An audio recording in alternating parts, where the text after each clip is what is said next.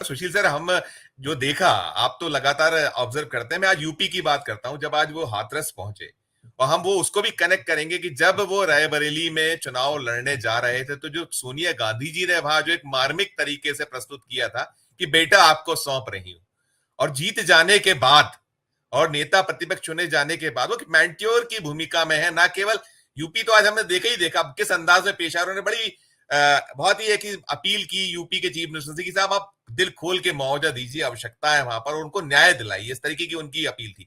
तो आप क्या कहेंगे? और वो पूरे इस तरीके देश में ही पूरा, और दूसरा यूके में हो गया है बदलाव, 13 साढ़े 13 14 साल बाद एकदम साफ हो गई है वहां जो पार्टी थी वो। देखा होगा आपने, चले गए हैं सोनक साहब की दल जो है वो हो गया है। क्या कहेंगे आप? संजीव भाई, राजीव गांधी की जय जयकार करने से पहले यहाँ पर हमारे जो हमको छोड़ के जो हमारे सारे साधु संत बाबा बैठे हैं, कलम के बाबा, जो समाज को देते हैं, समाज से लेते नहीं है, मैं इनको प्रणाम करती हूँ। 1 मिनट के लिए हाथरस जाना चाहता हूँ, अगर आप सबकी आज्ञा हो। प्लीज। Over to Hathras.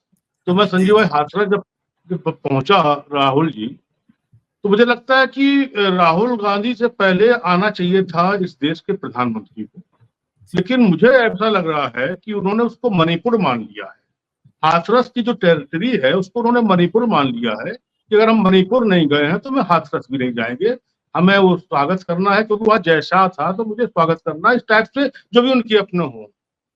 दूसरी बात, राहुल जी से मुझे शिकायत है, और 4 PM के नाते और इतने धुरंधर हमारे बाबा बैठे हैं, उनके माध्यम से मैं, राहुल जी आप गए, आप जानते मैं आपके प्रति विचारों के साथ बड़ा आपके प्रति सौहार्द रखता हूँ, आप गए, साधुवाद, बहुत अच्छा। और आपके प्रति, आप तो देश के आंसू पहुंच रहे हैं इस समय, यहाँ भी पहुंचा, पहुंचना भी चाहिए था, और सही समय पर भी पहुंचे। लेकिन आपको जाते एक बाद पहली मांग करनी चाहिए थी, जो फर्जी बाबा बैठा, जो जूता मोजा पहन के वहां पर वो भगवान बना बैठा था, जिसकी चरण धूल से निरीह लोग चले गए, बेबस लोग चले गए, उनकी तत्काल गिरफ्तारी की मांग राहुल जी को करनी चाहिए। अब आपके सलाहकारों ने क्या किया, क्यों किया? कि वो जाटव था, वो ब्राह्मण था नहीं था, ठाकुर था नहीं था, कायस्थ था नहीं था। अब बाद में लोग जानते नहीं थे भोले बाबा कौन है, भोले भोले भोला भोला इतना बड़ा आतंक निकला कि हत्यारा क्या है। तो उसको 2 सेवादारों पे मुकदमे हैं, असली 120B में मुकदमा राहुल गांधी जी को मांग करनी चाहिए थी, तब बात समझ में आती। तो कहीं ना कहीं चूक हुई है, अब जाके क्या होता है। दूसरी बात, मैं विनम्र निवेदन करता हूँ योगी आदित्यनाथ से और देश के प्रधानमंत्री से और प्रतिपक्ष के नेता राहुल गांधी से, 4 PM के, चाहे बाबा खटिए वाला हो, चाहे बाबा 2 विश्व वाला हो, चाहे बाबा 1 बीघे वाला हो, चाहे 10 बीघे वाला हो, चाहे अरब का हो, चाहे 5 स्टार हो, 3 स्टार हो। अब इन लोगों का काम, साधु संत, चाहे बाबा परपंच वाला हो, चाहे उपदेश वाला हो, चाहे ज्ञान वाला हो, अब इनको भारी उद्योग मान लेना चाहिए। अब ये धर्म वाले नहीं रह गए हैं, ये सारे बाबा भारी उद्योग में आ गए हैं। तो अगर भारी उद्योग में आ गए हैं तो इनके ऊपर कोड ऑफ कंडक्ट जो होता है वो इनके ऊपर अब लागू होना चाहिए। एक इनकी नियमावली बननी चाहिए कि ये कैसे जाएंगे, क्या करेंगे, खटिया में बैठ जाएंगे, खेतों में बैठ जाएंगे, पल्ली पे चल जाएंगे, बल्ली पे लटक जाएंगे, या जिनके नीचे वो धूल से लोग मर जाएंगे, या जो 20 करोड़ की गाड़ी से कम निकलेंगे ही नहीं, इस टाइप से कई बाबा है। तो इनके ऊपर एक नियम कानून बनना चाहिए, ये मैं मांग करता हूँ।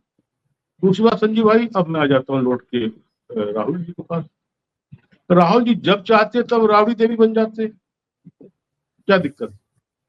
राहुल गांधी जब चाहते तब संपूर्ण चोर, क्या वो क्या नाम है, चप्पई सोरेन बन जाते। राहुल गांधी जब चाहते तब अखिलेश यादव बन जाते। हमने कितनी डिबेट में कहा होगा, कितना हमने छाती पीटी होगी कि काश राहुल गांधी, जिसमें राहुल गांधी को ईडी ले गई, 8-8, 10-10, 20-20, 25-25 घंटे सोनिया जी को इनको वो डिटेन किया, सवाल जवाब किया। अगर उस समय ये वो बन गए होते, बजाय अध्यादेश फाड़ने की जगह पर ये UP 2 में बन गए होते PM, तो शायद प्रोटोकॉल दूसरा होता। लेकिन मुझे लगता है ये नियति है, डेस्टिनी है। ये सीधे सीधे इंटर BA पास करने के बाद इंटर नहीं करना चाह रहे थे, ये इंटायर पॉलिटिक्स में इनको डिग्री नहीं चाहिए थी। इनको सीधे बाकायदा केजी करते हुए जूनियर हाई स्कूल होते होते होते होते अब इनको पीएचडी मास्टर डिग्री होनी थी। अब इनको डिग्री मिल गई है। विपक्ष के प्रतिपक्ष के नेता के नाते, और पहले तो विपक्ष का नेता था, इसने कहा अब नेता प्रतिपक्ष होना चाहिए था, मोहन भागवत ने कहा। अब मोहन भागवत के आदेशानुसार राहुल गांधी यार प्रतिपक्ष के नेता है, और बाकायदा लोग कहते भी हैं।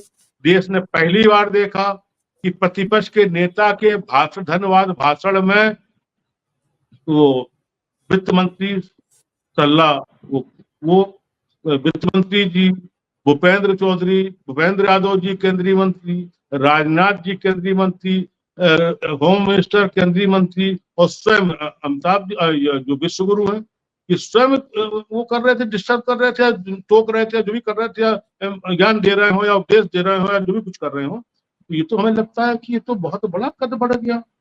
तो और अभी जो राहुल के ऊपर जो राहुल को जो आलू सोना वाला जो ट्रोल किया गया था, जो फाड़ने वाला अध्यादेश वाला जो ट्रोल किया गया था, जो सबसे बड़ा उनके साथ जो हुआ था जब वो हारे थे अमेठी, मुझे लगता है कि उसके बाद सुवर्ण बहुत बड़ी बात होती है। अपनी जगह सुवर्ण और जो मार्मिक अपील सोनिया गांधी ने की थी संजीव भाई, तो राहुल गांधी की तो पूरी जिंदगी मार्मिक निकल गई। जब दादी मरी तो भी वो छोटे से थे, पिताजी मरे तो भी वो बिल्कुल मासूम से थे जब वो चिता में अग्नि दे रहे हैं। और ये देश ने देखा, उसके बाद भी इस तरीके से ये लोग जो तानाशाह लोग, या जिनके अंदर संवेदना नहीं है, या जिनके अंदर राजनीतिक शुचिता नहीं है, ये बात अटल जी तक रही। उसके बाद लोग अलग अलग किस्म के कैसे कैसे, अच्छा वो जो भी मित्र हमारे कह रहे थे, सारे ट्रोलर भाग गए, सारे आईटी सेल वाले भाग गए, सारे जितने वो मालवी वाला टीम थी वो सब भाग गई। कभी दिख जाए तो दिख जाए, नहीं तो पता नहीं कैसे किस तरीके से। संजीव जी, राहुल जी का जो परसों का भाषण, अभी कुछ दिन पहले का जो भाषण था, मुझे अद्भुत लगा। मैंने मान लिया कि आने वाला भविष्य, और सुनिए, ये भविष्य इसी उसमें है, इसी 5 साल में है। इसके लिए 19, 20, 21, 22, 24 के बाद वो नहीं करना पड़ेगा 24 से 5 का, इसी 6 महीने के बाद ये भविष्य आएगा। देखिएगा इसको, ये 6 महीने में परिपक्व हो जाएंगे। जिस स्टाइल में राहुल गांधी ने कहा है कि मोदी ही हिंदू नहीं है, संघ ही हिंदू नहीं है, बीजेपी ही हिंदू नहीं, जो स्टाइल थी, जो डायलॉग डिलीवरी थी, उसको दीवार वाली फिल्म में अमिताभ बच्चन को फेल कर दिया। वो तो बैठे हुए थे, राहुल गांधी तो बैठे सुन रहे थे ना, जब उन्होंने उकसाया, जब मोदी ने कहा कि वो हिंदू और ये कहा वो कहा, जब छाती पीटी तो राहुल गांधी खड़े हुए, बोले no no no no no, सुनिए। तब जो डायलॉग वो तो सुशील जी वहां फाउल कर गए प्रधानमंत्री जी का, वहां नहीं बोलते तो वो क्लियर भी नहीं कर पाते। वो थोड़ा सा जो वो बताना या दर्शाना चाह रहे थे, उन्होंने चूक करी तो उन्होंने बहुत स्थापित कर दिया कि नहीं मोदी यानी हिंदू नहीं, आरएसएस यानी हिंदू नहीं, बीजेपी यानी हिंदू नहीं, उन्होंने क्लियर कर दिया था। वो फाउल नहीं संजीव जी, मैं दूसरी बात कह रहा हूँ। जैसे एक बार जब शुरू में ये मोदी बने थे वो पीएम, तो अगर आपको याद हो तो एक मुसलमान की टीम आई थी, वो टोपी पहना रही थी मुसलमान की टीम, तो उन्होंने यूं कर दिया था, मतलब वो उस दिन से हिंदू देवता हो गए थे बिल्कुल। कितनी बड़ी टीआरपी मोदी की बढ़ गई थी, अरे मुसलमान को टोपी मना कर दी, अरे मुसलमान को टोपी मना। उसके बाद जब ये हाउस में गए और लंबे लंबे लेटे हैं, जोड़ी पे चरण वरण रखने लगे जो अक्सर वो करते हैं, तो उसमें ये हुआ कि अरे बाप, इससे बड़ा लोकतंत्र का पुजारी कोई नहीं होगा, इससे बड़ा हिंदू का देवता ही कोई नहीं होगा जो मुसलमानों की टोपी हटा दे। उसके तो वही वाला जो केस हुआ, उसी से एकदम, अगर राहुल गांधी चुप्पे बैठे रहते कि हम बाद में जवाब देंगे, तो मजा नहीं आता संजीव भाई। जो उन्होंने कहा रुकिए, केवल उसी वक्त जो डिलीवरी की है उसमें स्थिति बनी है कि 7M इनका है, जो संसदीय टीवी है उसमें 7M राहुल गांधी का और 70K मोदी का है। अब आप बताइए कितना बड़ा अंतर है टीआरपी में। व्यूअर आए हैं उसके तुरंत बाद, तो तुरंत आते हैं। तो अब ये स्थिति आप जान लीजिए। और फिर दूसरी बात, एक जो वो करता है ना, प्रभु या प्रकृति या नेचर जो करता है, बहुत अच्छा हुआ जो अधीर रंजन हार गया। उसने तो मारा नाश कर दिया पूरी पार्टी को, वो हार गया। अब जो भी रीजन रहा हो, जो भी मजबूरी रही हो, और इनका आना हो गया, इनका उदय हो गया। तो मुझे लगता है कि कहीं ना कहीं ऊपर वाला भी कोई रचना रच रहा है कि आने वाला वक्त, और ये सीख रहे हैं, कि समझ रहे हैं। हालांकि ये शेर को शिकार करने की जरूरत नहीं होती थी, बच्चे तो पता ही शिकार और तो मुझे लगता है कि ये सुशील डेस्टिनी सर, मुझे सिखा रही है। एक टिप्पणी और लेनी है, आप करिएगा, आप खत्म करिएगा, तब मैं एक टिप्पणी और लूंगा। आप ये करिए, आप डेस्टिनी खत्म। सिखा रही देश का। देखिए, अब उन्होंने जो अभी हमारे सुनील सर ने कहा कि इन्होंने 10,000 50,000 इतनी सब करके अपना समझ लिया है कि फावड़ा कैसे चलता है, धान कैसे बोते हैं, टमाटर का सब्जी मंडी में क्या रेट होते हैं, काले हाथ वाले मिस्त्री से हाथ मिला के क्या महसूस होता है, गले मिल के क्या महसूस होता है। मुझे लगता है कि ये परफेक्ट हो गए हैं आने वाले वक्त में देश की बड़ी गलती के लिए। मुझे लगता है समय उनको इंतजार करता है, ऐसा लगता है।